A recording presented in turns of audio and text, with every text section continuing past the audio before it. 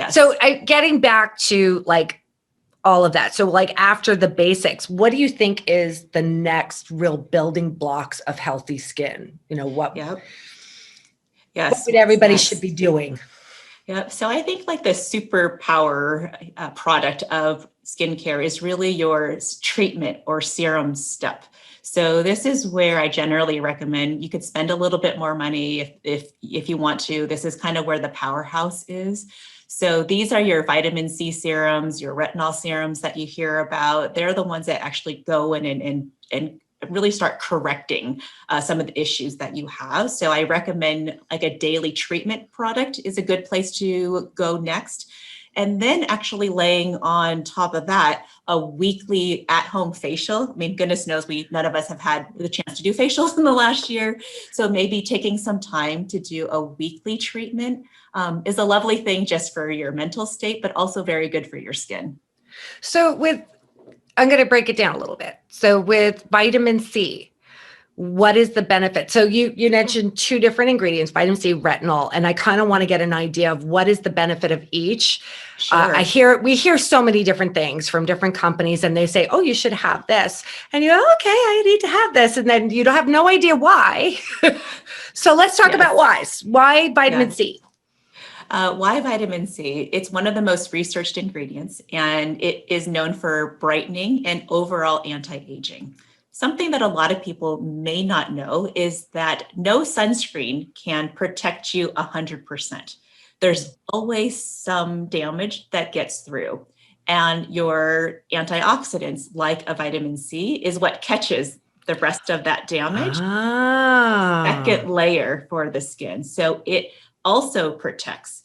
And then vitamin C has another benefit is that it can start correcting sun damage as well, which is usually what people start to see, usually in their 30s, they'll start to see a little bit of discoloration, a little bit more rough texture. So vitamin C is great for that. Oh, that's really interesting. I never knew that about the sunscreen and vitamin C. I mean, that's great that it has that balance. So what about retinol? I hear a lot about retinol. Yep. I mean, I know I need it. Okay,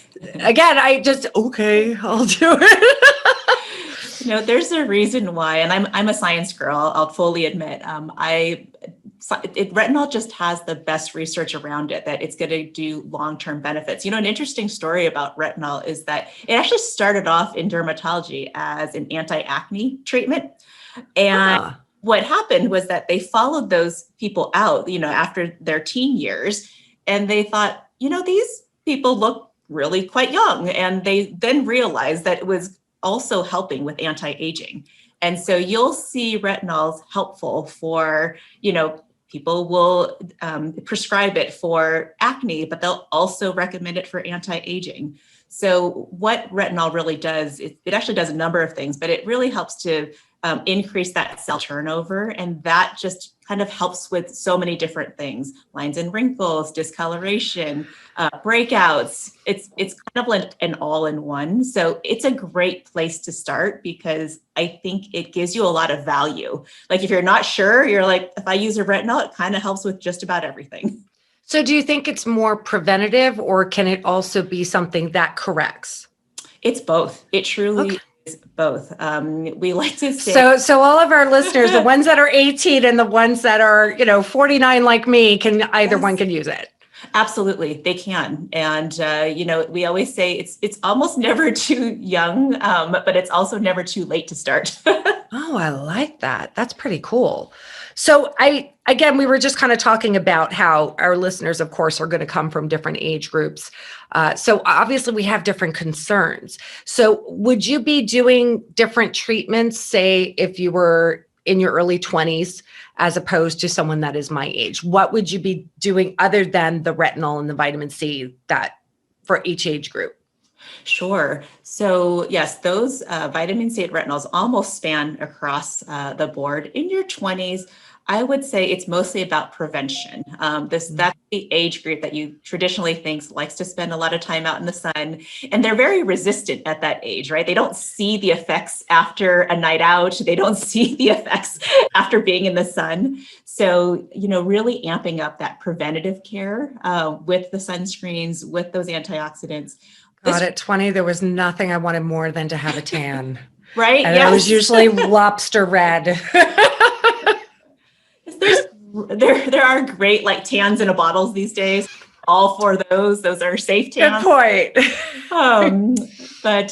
And also at this age, there still may be some breakouts and sometimes more oiliness. So having the right spot treatments, having some extra cleansing to help take care of that extra oil may be something that you need to worry about in your 20s.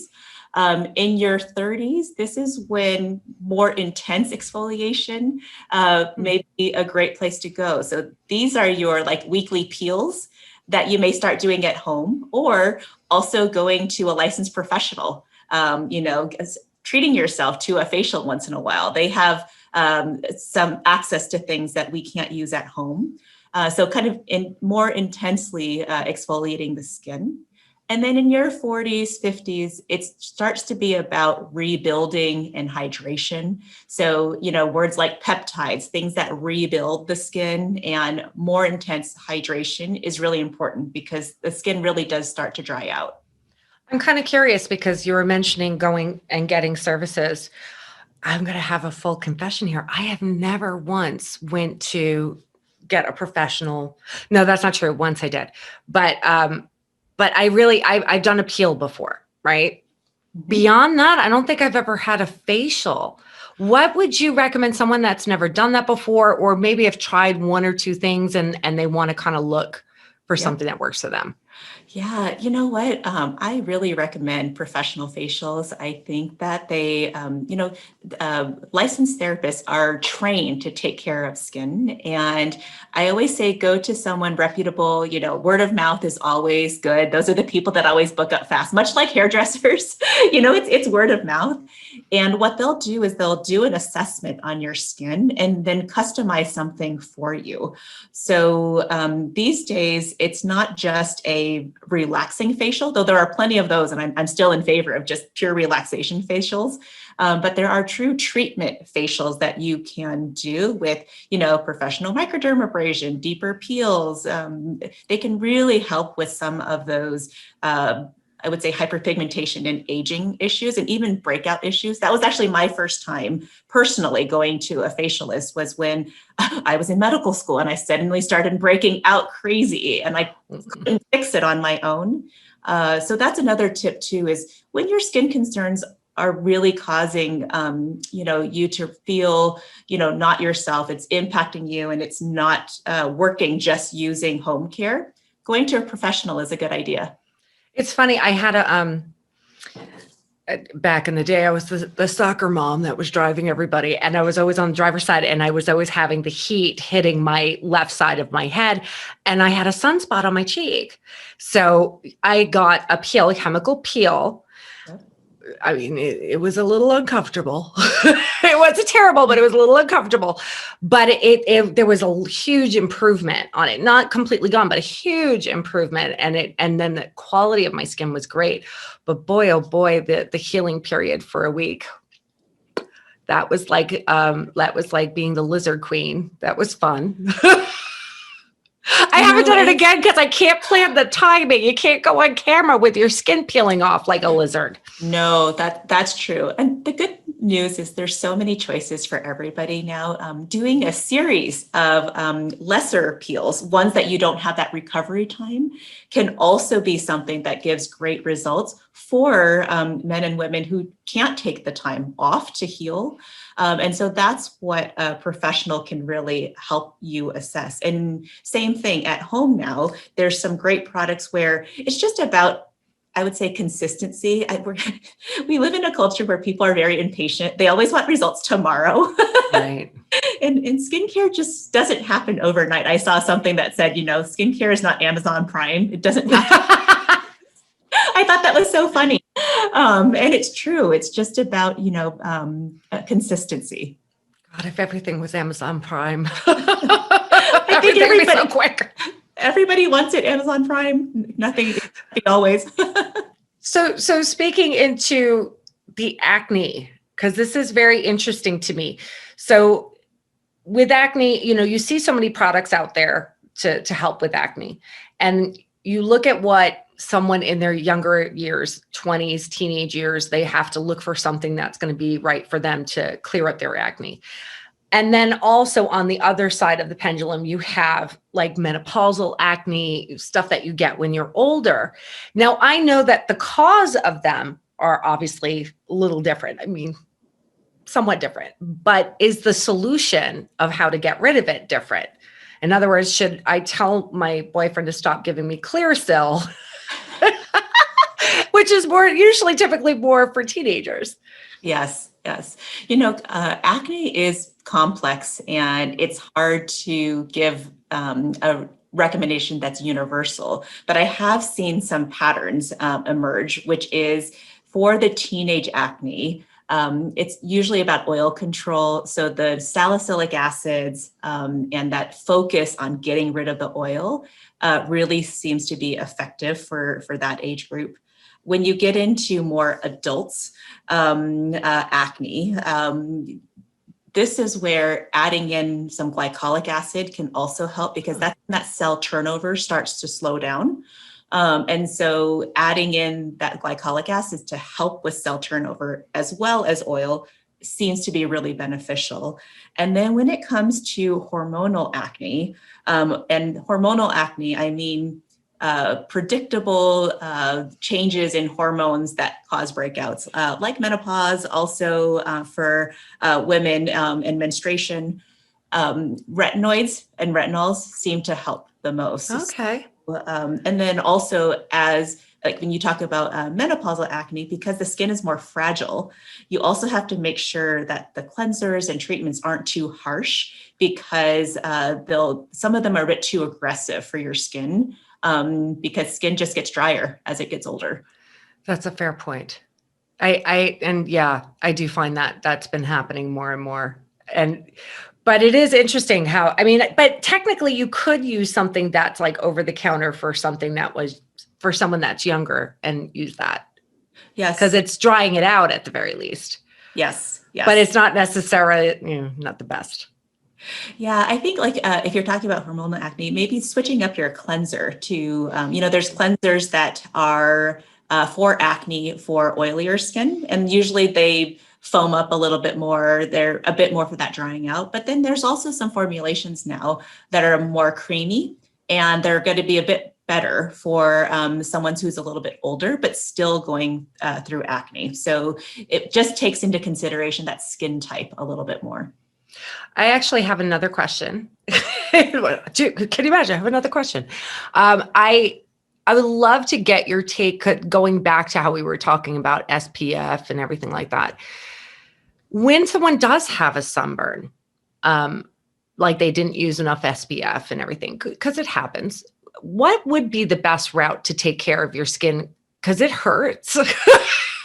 And not only that, I know a lot of people are trying to prevent from that skin peeling and, anything else. What if someone was like, say, to go to the beach, because we are getting to that warmer weather, Yes. They go to the beach, they go to their pool, they get sunburn, and they have Yes. to find a solution right away. What would be the steps Yes. that you would recommend?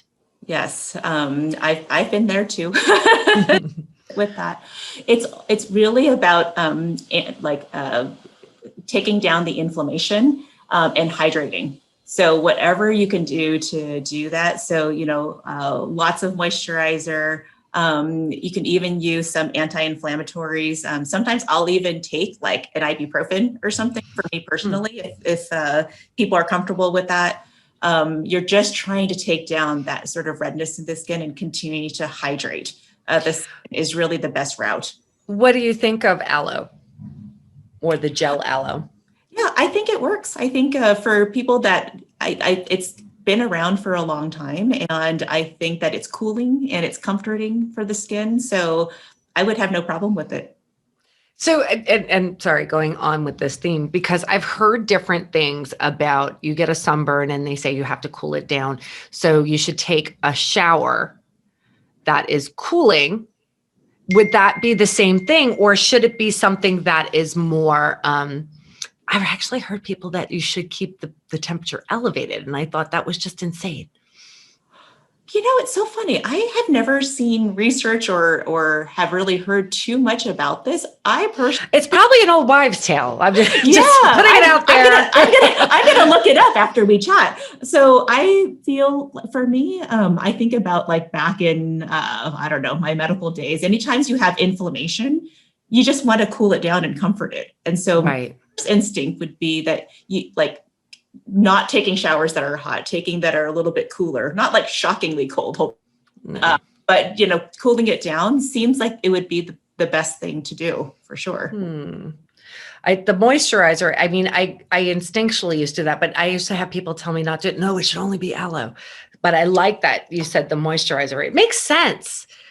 I mean, will that prevent the peeling, or is that just inevitable? You've baked it, it's coming off. Yeah, it really, that's just genetic. You know, for some people, their skin, I very much Some of feel us that just way. don't get any kind of break. Yeah. If you're more prone to it, it's probably just going to happen. If you're less prone to it, it won't. So, yeah, unfortunately.